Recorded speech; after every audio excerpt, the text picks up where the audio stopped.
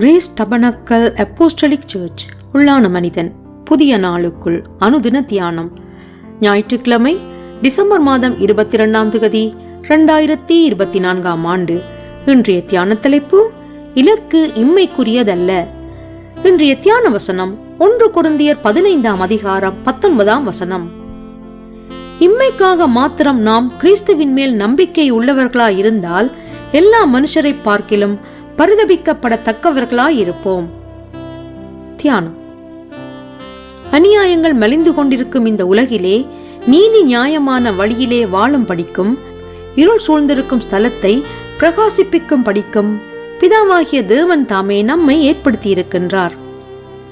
கிறிஸ்துவுக்குள்ளே உன்னதங்களிலே சகல ஆவிக்குரிய ஆசீர்வாதங்களினாலே நம்மை ஆசீர்வதித்திருக்கின்றார். இந்த அழைப்பின் நோக்கம் என்ன? அவருடைய தெரிந்து கொள்ளுதலின் தாற்பயம் என்ன? இந்த உலகத்திலே பிறந்து சௌகரியமாக வாழ்ந்து கல்வியை கற்று கை நிறைய உழைத்து நல்ல திருமணத்தை செய்து நோயற்ற ஆரோக்கியமான வாழ்க்கை வாழும்படிக்காகவா?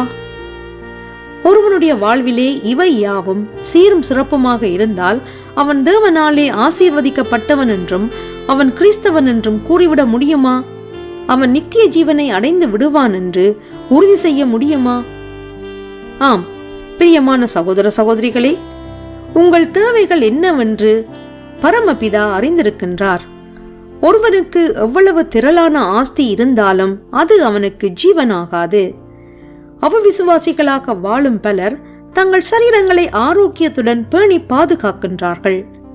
அநேக ஆண்டுகள் கணவன் மனைவியாக உயிர் வாழ்கின்றார்கள்.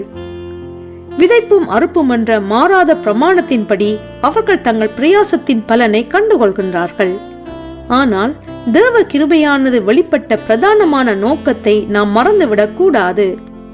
நித்திய ஜீவனுக்கென்று மேலான அழைப்பை பெற்றிருக்கின்றோம்.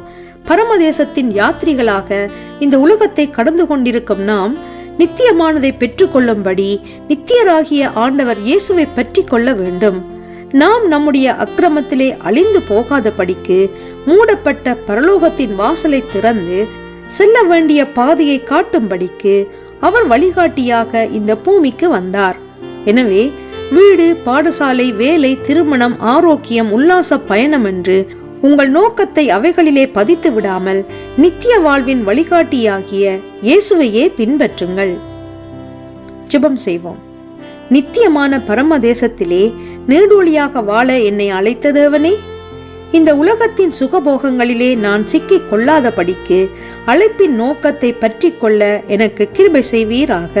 இரட்சகர் இயேசு வழியாக ஜெபிக்கின்றேன். ஆமேன். மாலை வாசகம்.